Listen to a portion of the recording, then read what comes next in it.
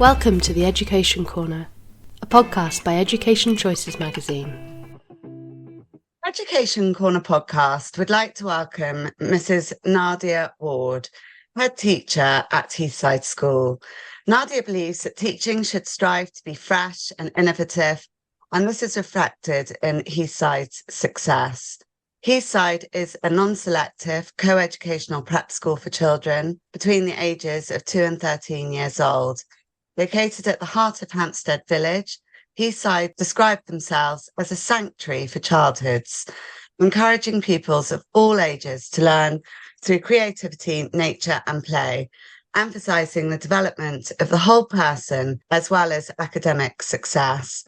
We're thrilled to welcome you to our Education Corner podcast. Would you like to tell me a little bit about what inspired you to pursue a career in education? Hello, Chloe. It's lovely to be here talking to you this morning. Thank you for having me on. I am from a family of teachers on my father's side, and it's something as a small child that really appealed to me. When I was little, I used to role play in my bedroom with all my toys, and I was always the teacher. And I knew that I needed a vocation and a job for life, and it is the best job in the world. It's fun, it's creative, and I get to genuinely shape children's lives. One of the most wonderful things about being a teacher is when children come and visit. So I'm fortunate enough, as I've been teaching for 24 years, that children now come back as young adults to visit me or send photos of what they're doing. And recently I was sent a picture of a young man who just finished his bar exams in Hong Kong. And he was standing outside the court in his gown and his wig, ready to go off to court. And it's just wonderful to see how I've been a small part of shaping children's lives. Can you tell me a bit about your personal background? We obviously worked together about 10, 15 years ago, but what led you to becoming a head teacher at Heathside School in Hampstead?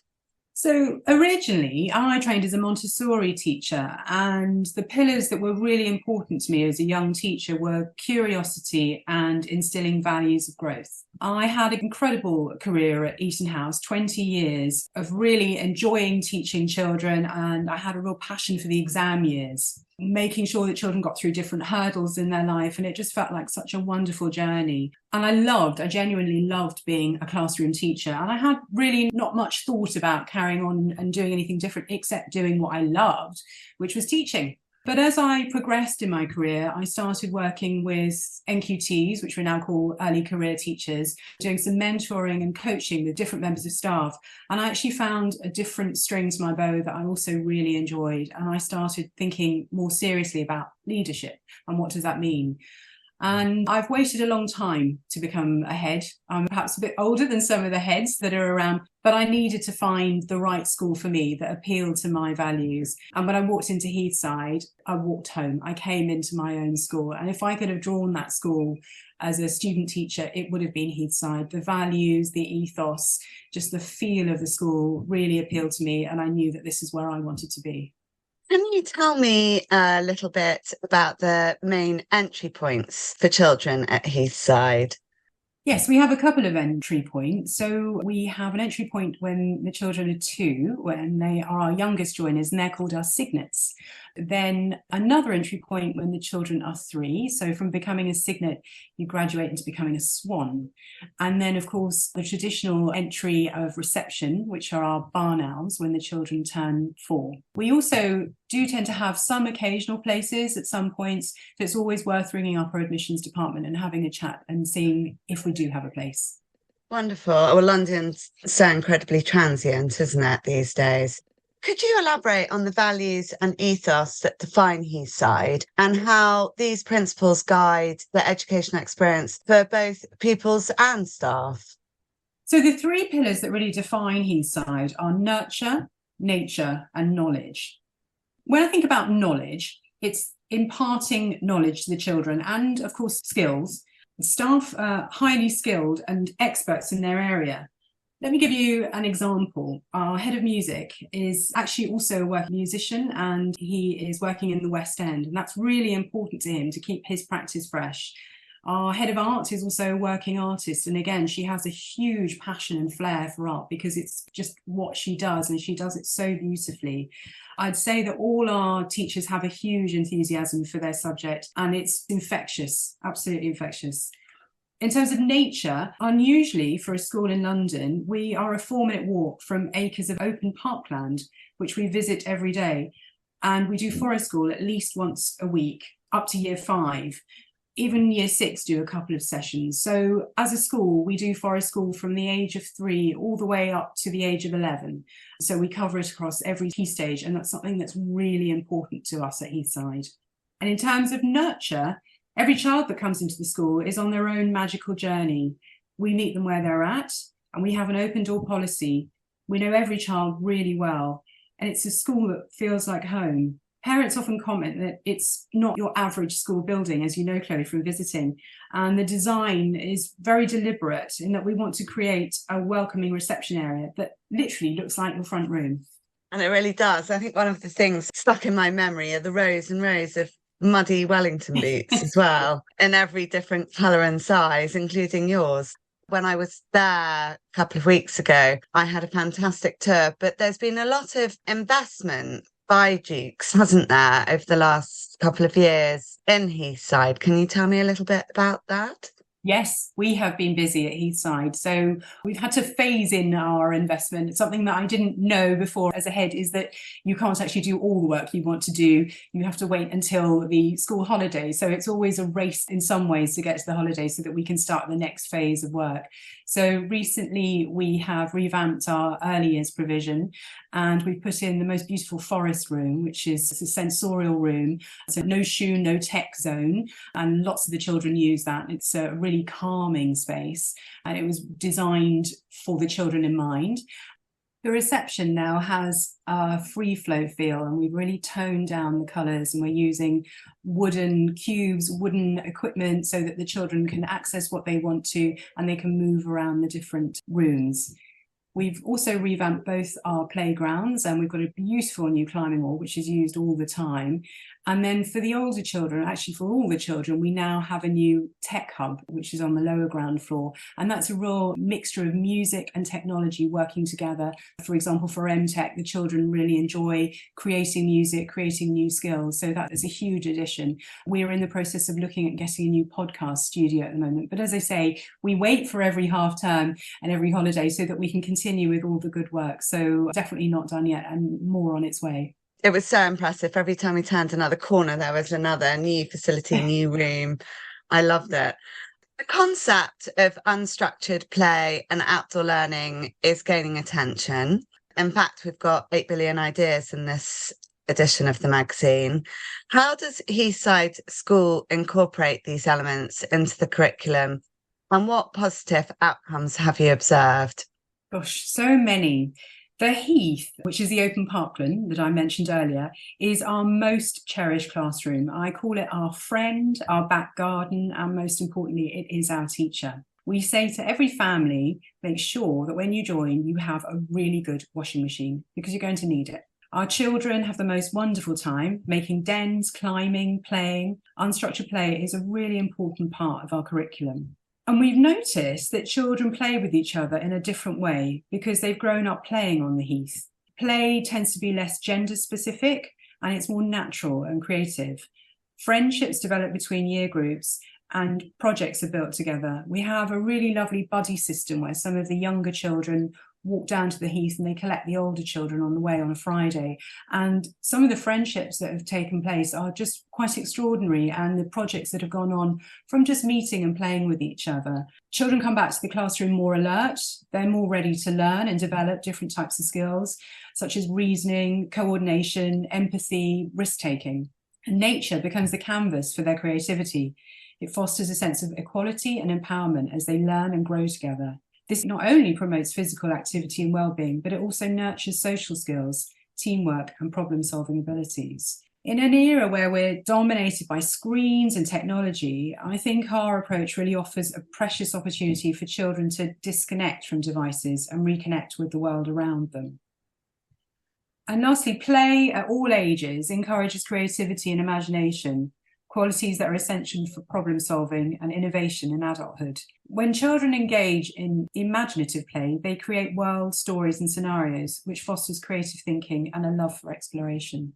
And I think life skills is something that everyone is increasingly beginning to concentrate on, and not knowing what life skills necessarily they're going to need.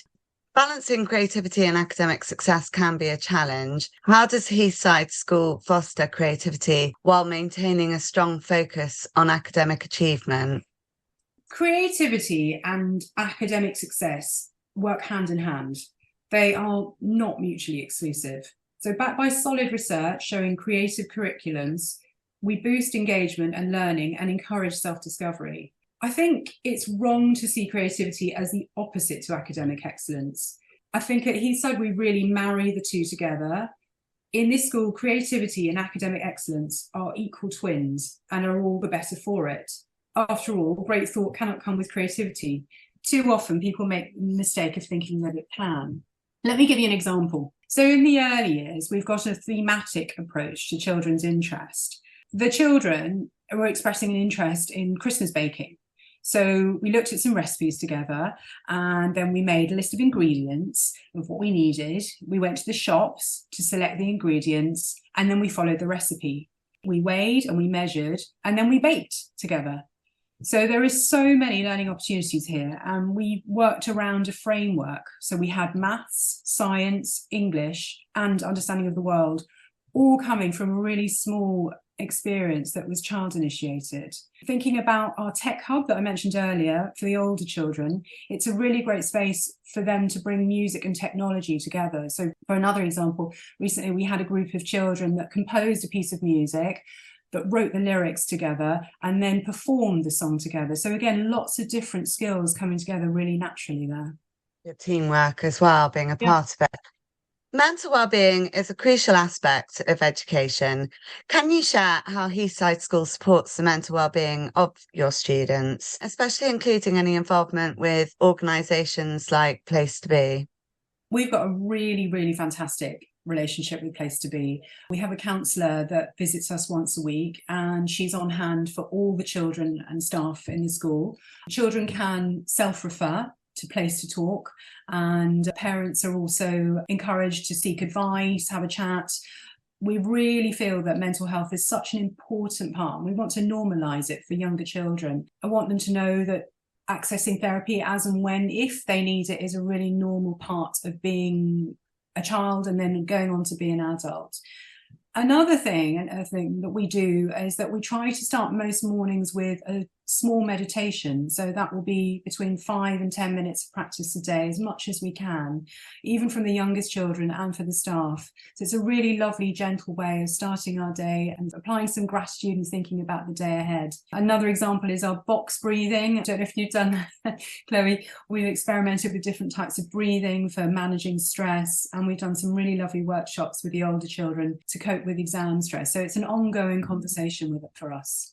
In an increasingly stressful world, diversity is essential. It's something that's a key theme in Education Choices magazine, well, EDI as a whole, but it's also essential for a thriving educational environment. How does Heathside School promote diversity amongst its staff team? So diversity is welcome and really celebrated at Heathside. Personally, I have a mixed race background. My father was from India and my mother is Polish. So as a child, I don't think I ever really felt that I belonged anywhere. And I think the world has changed so much from when I was a child. And belonging is such an important part of being at school. Some of our children at Heathside speak 2, 3, sometimes 4 languages. And I want them to walk into Heathside and really feel like they're part of a community here. We don't follow a specific religion here. We celebrate all the religions to make sure that we represent our area. So it might be Diwali, it might be Hanukkah, it might be Christmas. We make sure that everyone's involved and that everybody can be celebrated for who they are. I even saw it as I came round, the different staff and the different celebrations. It's interesting that at Heathside, children address teachers by their first names. How does this unconventional approach to student-teacher interaction contribute to the school's atmosphere and also the student sense of agency? At Heathside, there is a really strong focus on pupil voice. It's a really important part of being a child at Heathside. So children feel that they can actually make a difference and they are actually part of a community. So an area that we feel that we can break down barriers is by children calling us by our first name. So children feel seen and heard as people in their own right. And we feel that respect is earned, and that goes both ways. Heathside School's unique reading scheme groups children based on their reading age. Can you just tell us a little bit more about this approach and how it's proven effective in enhancing children's literacy skills? Imagine walking into a school at 9 o'clock, and this is what you'll see. Small groups of 5, maybe 6 children reading together with an adult. The children are being grouped according to their reading ages, and this is what sets the pace for growth. This means that the majority of the text is decodable for the children, and the teacher can focus on fluency, expression, and comprehension.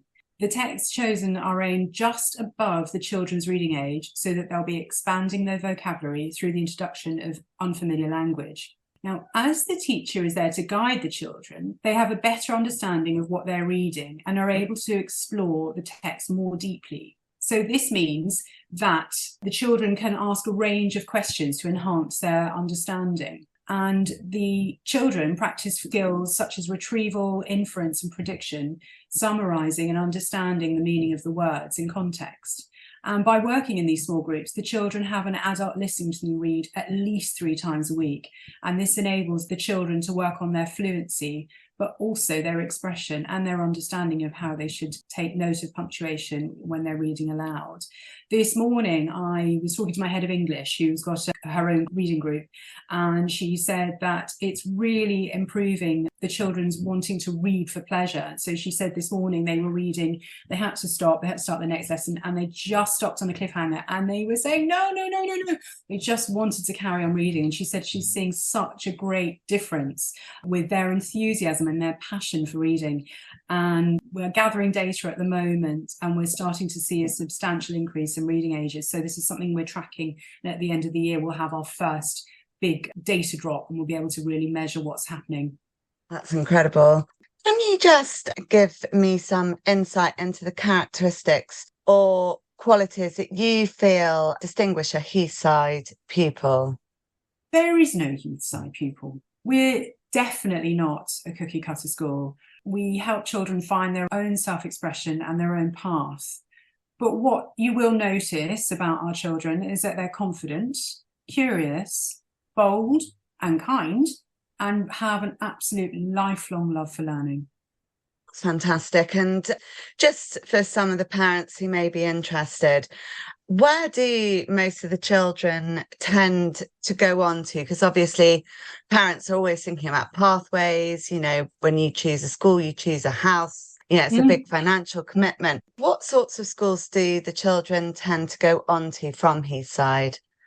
They go on to such a variety of different schools. And going back to what we were talking about earlier about every child being on their own journey and meeting every child where they're at and opening up new opportunities. So we've got children last year, if I think, that went to Highgate, to UCS, Wetherby, Aldenham, Channing, Francis Holland, Queensgate.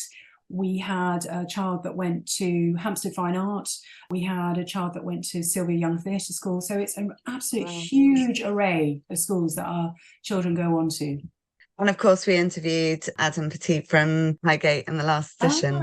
Yeah.